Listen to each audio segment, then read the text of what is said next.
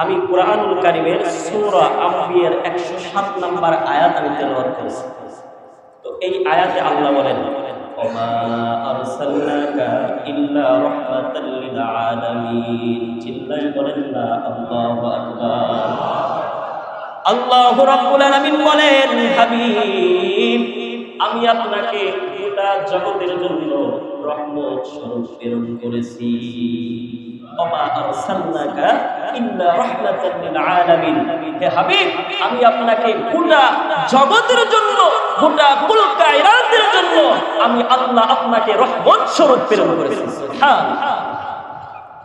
এখন আসুন আমাদের নবী ঈমানদারদের যেমন রহমত, ঈমানদারদের জন্য যেমন রহমত, তেমন আমাদের নবী কাফের বেঈমানদের জন্য রহমত।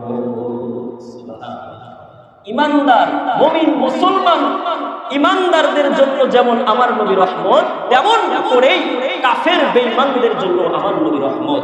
যেমন ইমাম তাবারানী রাহমাতুল্লাহি আলাইহি তার তাফসীরে তাবারিতে লেখেন 18 নম্বর খণ্ড 552 নম্বর পৃষ্ঠার মধ্যে ইমাম তাবারানী রাহমাতুল্লাহি আলাইহি লিখতেছেন, আল্লাহ আরসালা রাসূল মুহাম্মাদান সাল্লাল্লাহু আলাইহি ওয়াসাল্লাম রাহমাতাল লিজামিইল আলামিন মুমিনুহুম ওয়া কাফিরুহুম। সুবহানাল্লাহ। ইমাম তাবারানী রাহমাতুল্লাহি আলাইহি তিনি লেখেন, আমাদের নবী ঈমানদারদের জন্য কেমন ভাবে রহমত। আমরা নবীর কারণে ইসলাম পেয়েছি, নবীর কারণে সঠিক পথ আমরা পেয়েছি, ঠিক কিনা বলেন? নবীর কারণে আমরা সঠিক পথ পেয়েছি, ইসলাম পেয়েছি, ঠিক কিনা? তো আমাদের নবী এর জন্য মুমিন বান্দাদের জন্য রহমত, ঈমানদারদের জন্য রহমত। এবার আসুন কাফেরদের জন্য আমাদের নবী কি কারণে রহমত হইলেন? ওয়া আম্মা কাফিরুহুম, আমার নবী কাফেরদের জন্য এইভাবে রহমত। যেমন আগের যুগের নবীরা আল্লাহ তাআলা তাদেরকে প্রেরণ করেছেন, পাঠাইছেন, তাদের কথা তার উম্মতেরা না শোনার কারণে আল্লাহ নগদ আযাব দিয়ে তাদেরকে ধ্বংস করে দিয়েছেন, নগদ আযাব দিয়ে তাদেরকে বরবাদ করে দিয়েছেন, ঠিক কিনা বলেন? নগদ আযাব দিয়ে তাদেরকে কি করে দিয়েছেন? ধ্বংস করে দিয়েছেন। তো আমাদের নবী উম্মত হওয়ার কারণে রে বাবা, আমাদের নবীর উম্মত হওয়ার কারণে কাফেররা আজ অন্যায় করে, মুশরিকরা আজ অন্যায় করে, আল্লাহ তাআলা তাদেরকে নগদ আযাব দেয় না। এর জন্য আমাদের নবী কাফেরদের জন্য রহমত। আগের যুগের নবীর উম্মতেরা নবীকে না মানার কারণে আল্লাহ নগদ আযাব দিয়ে তাদেরকে ধ্বংস করে দিয়েছে, বরবাদ করে দিয়েছে। তো আমাদের নবীর উম্মত হওয়ার কারণে গুনাহের কাজ করতেছি, শিরকি কাজ করতেছি, কিন্তু আল্লাহ আমাদেরকে নগদ আযাব দিয়ে ধ্বংস করতেছে না। এর জন্য আমাদের নবী রহমত। সুবহানাল্লাহ। তো এর জন্য নবীকে ভালোবাসার দরকার আছে না নাই?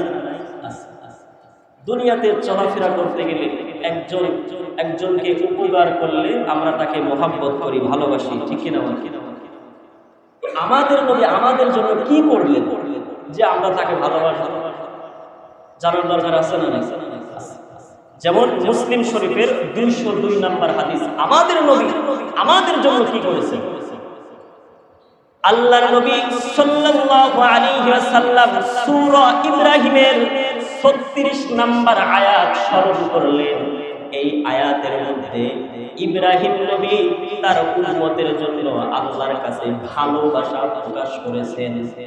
ইব্রাহিম নবী তার উম্মতের জন্য আল্লাহর কাছে প্রকাশ করেছেন, আল্লাহর কাছে বলেছেন, আল্লাহ আমাদেরকে জানায় দেন, রব্বি ইন্নাহুন্না আযলালনা কাসীরাম মিনান নাস।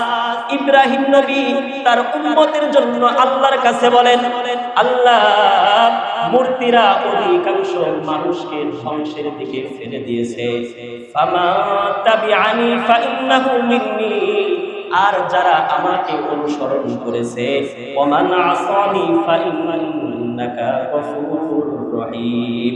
যারা আমাকে অনুসরণ করেছে তারা হিদায়াত প্রাপ্ত হয়ে গেছে, যারা আমাকে অনুসরণ করেছে তারা আমার অন্তর্ভুক্ত হয়ে গেছে। আর যারা আমাকে অনুসরণ করে নাই, আল্লাহ আপনি তো ক্ষমাশীল, আপনি তো দয়াবান। এইরকম ভাবে আল্লাহ তাআলার কাছে ইব্রাহিম নবী তার উম্মতের জন্য ভালোবাসা প্রকাশ করেছেন। এই আয়াতটা আমাদের নবী স্মরণ করলেন। সূরা মায়েদার 118 নম্বর আয়াতে ঈসা নবী তার উম্মতের জন্য আল্লাহ তাআলার কাছে ভালোবাসা প্রকাশ করেছেন। আল্লাহর কাছে বলেছেন ইন তুআযিবহুম ফাইন্নাহুম ইবাদু। আল্লাহর কাছে ঈসা নবী বলেন, আল্লাহ আপনি তো দয়াবান, আপনারই তো উম্মত, তারা নাফরমানি করেছে, তারা তো আপনারই বান্দা, তারা তো আমার উম্মত। এই রকম করে সূরা ইব্রাহিমের 36 নম্বর আয়াত আমাদের নবী স্মরণ করলেন। কারণ ইব্রাহিম নবী তার উম্মতের মায়া আল্লাহর কাছে প্রকাশ করেছেন, ঈসা নবী তার উম্মতের মায়া আল্লাহর কাছে প্রকাশ করেছেন। এই দুইটা আয়াত আমাদের নবী স্মরণ করার পর আল্লাহর কাছে আমাদের নবী ফারাফা ইয়াদাইহি, দুই হাত তুলে আল্লাহর কাছে দোয়া করলেন। দুই হাত তুলে আল্লাহর কাছে দোয়া করলেন, আল্লাহুম্মা উম্মতি উম্মতি উম্মতি ফাবাকা। আমার উম্মত বলে কান্না শুরু করে দিলেন। সুবহানাল্লাহ। ইব্রাহিম নবী তার উম্মতের মায়া আল্লাহর কাছে প্রকাশ করেছেন রে বাবা। ঈসা নবী তার উম্মতের মায়া আল্লাহর কাছে প্রকাশ করেছেন। এই দুইটা আয়াত স্মরণ করে আমাদের নবী দুই হাত তুলে উম্মতি উম্মতি ফাবাকা আল্লাহর কাছে কান্নাকাটি শুরু করে দিয়েছে। আল্লাহ তাআলা জিবরাইলকে ডাক দিয়ে কই, জিবরাইল ইযহাব ইলা মুহাম্মদ, তুমি আমার নবী মুহাম্মদের কাছে চলে যাও। সে কেন কান্না করে আমি জানতে চাই। আল্লাহু রাব্বুল আলামিন বলেন, জিবরাইল ও রাব্বুকা হুয়া আলাম, আমি জানি, তারপরেও তোমাকে দিয়ে আমার নবী কেন কান্না করে আমি আল্লাহ জানতে চাই। সুবহানাল্লাহ। আমি জানি যে আমার নবী কেন কান্না করে, কিন্তু তাও আমি তোমার মাধ্যম দিয়ে আমি জানতে চাই আমার নবী কিসের জন্য কান্না করে। জিবরাইল আলাইহিস সালাম আমার নবীর কাছে এসে আল্লাহর নবীকে জিজ্ঞাসা করলেন, ইয়া রাসূলুল্লাহ আপনি কেন কান্না করেন? আল্লাহর নবী বললেন, ইব্রাহিম নবী তার উম্মতের ভালোবাসা আল্লাহর কাছে প্রকাশ করেছেন, ঈসা নবী তার উম্মতের ভালোবাসা আল্লাহর কাছে প্রকাশ করেছেন।